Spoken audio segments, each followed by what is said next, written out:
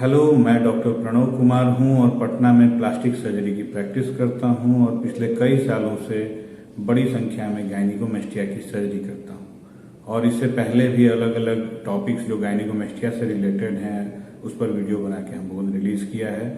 आज जिस टॉपिक पे हम बात करने जा रहे हैं कि गायनिकोमेस्टिया का साइकोलॉजिकल या मेंटल इम्पैक्ट क्या पड़ता है। तो जो अलग अलग पेशेंट्स हैं जिनसे हमने बातचीत की है उसके आधार पे मैं ये पॉइंट्स आपको बता रहा हूँ।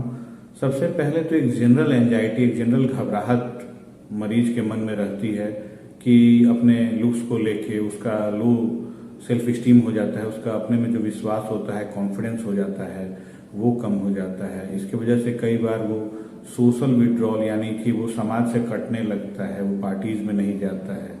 कई बार तो लोग स्कूल जाने में भी बचते हैं। अब देखने में मिलता है कि ऐसे पेशेंट्स कई बार बहुत ही लूज, बैगी, ढीले कपड़े पहनते हैं ताकि गायनिकोमेस्टिया ऑब्वियस नहीं हो। इसके बावजूद भी वो धीरे धीरे करके समाज से कटने लगते हैं और डिप्रेस भी होने लगते हैं। कभी कभी ऐसे पेशेंट्स में सुसाइडल थॉट्स भी देखा जाता है।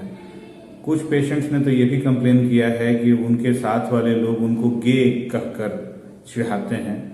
और इसके अलावा जो है ये जो बहुत स्ट्रेस हो जाता है लाइफ में उनके कि वो अपनी बात को अपने पेरेंट्स से कहते हैं कि ऐसी कोई प्रॉब्लम है और वो समझ नहीं रहे हैं।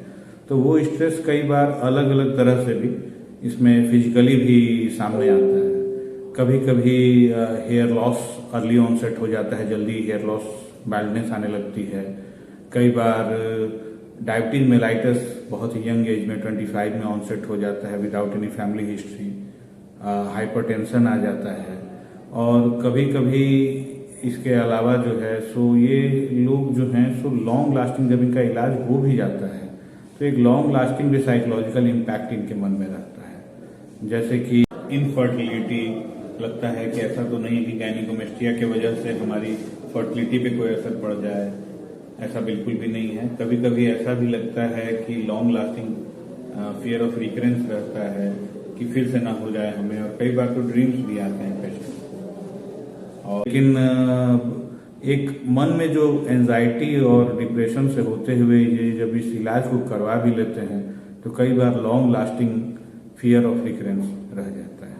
तो अगर आपको गायनिकोमेस्टिया है या आपके बच्चे आपसे कह रहे हैं तो एक बार उनसे बात कर जरूर समझें कि वो किस चीज से इतना परेशान, क्या परेशानी है। कहीं इसके वजह से ये जो उनका ध्यान भटक रहा है, परेशान है, वो अपनी बात आपको समझा नहीं पा रहे हैं, इससे उनका एकेडमिक कंप्रोमाइज तो नहीं हो रहा है, कहीं सुसाइडल और डिप्रेशन थॉट्स तो नहीं आ रहा है।